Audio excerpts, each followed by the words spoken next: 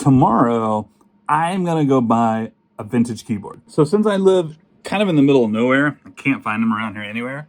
Tomorrow I am driving to a classical music concert in Cleveland, Ohio. So I've actually been goofing off and searching Facebook marketplaces for where I'm gonna travel for vintage IBM computers. So the goal is to go to the concert and on the way back, stop and look at these. We'll see if I find one. Oh, yeah. I'm excited.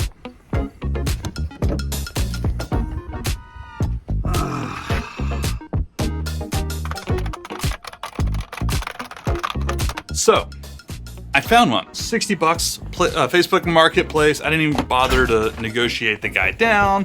He promised me it would work, and I trusted him on that. I was like, sure, let's do it. Let's go for it. This keyboard could like eat this other keyboard. Hey.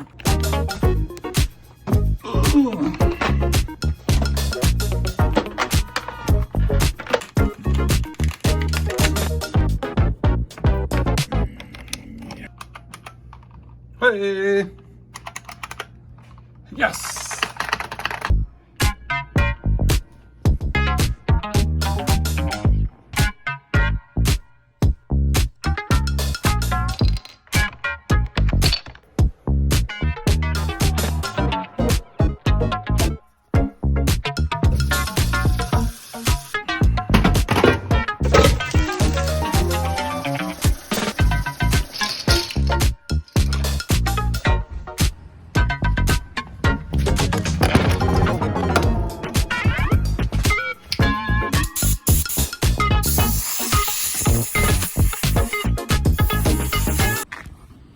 So much better.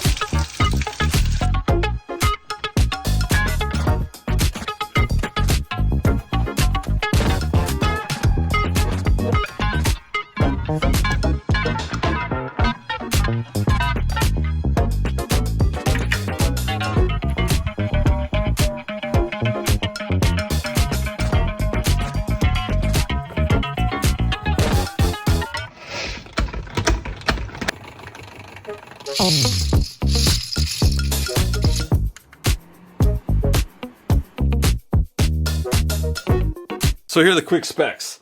It's an IBM Model M keyboard from the early 90s. 93, 94? 1994.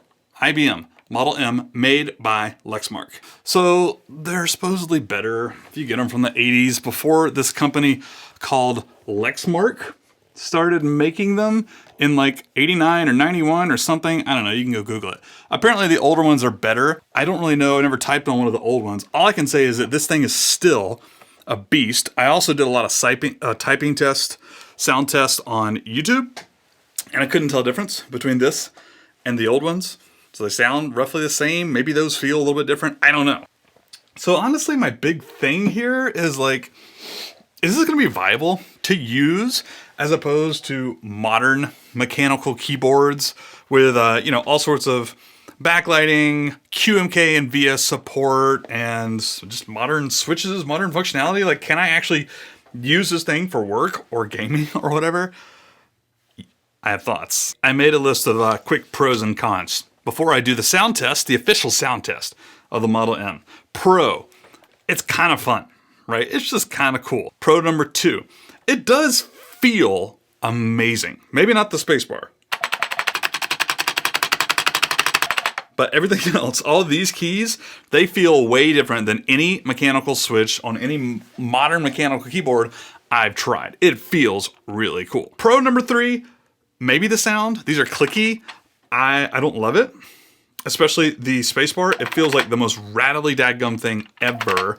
You'll see that in a second when I do the official sound test, but it does sound pretty cool, and some people probably like it more than others.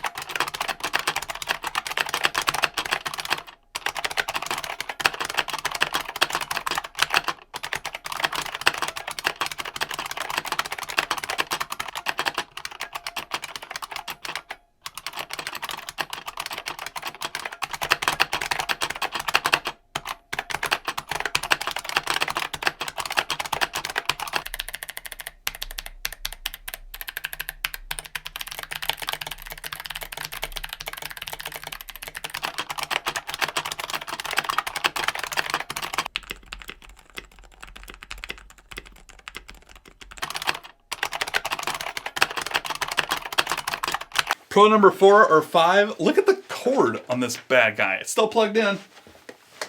I'm still plugged in. In fact, it might actually be too long and annoying. I don't even know what to do with this. The last Pro is actually the first Pro I said. It is kind of fun, right? It looks cool. It kind of feels cool. It's kind of vintage and it works. And it was actually kind of fun to clean. I'm not gonna lie. Like, I enjoyed it. It was a very satisfying process. But that's about where the pros end, in my opinion. All right, cons. I have a lot. Number 1, it needs an adapter. Some of these different keyboards have different connections. I just did some Google searching. I don't remember the name of it. 5-minute Google search. I found one on Amazon for less than 10 bucks. And it was just, it's fine. It works fine. Con number 2, it is loud. I mean, it's loud. I tried to type soft for this upcoming sound test. Couldn't do it. Con number 3, no QMK or VIDS support, which you could say for most mechanical keyboards that you buy pre-built.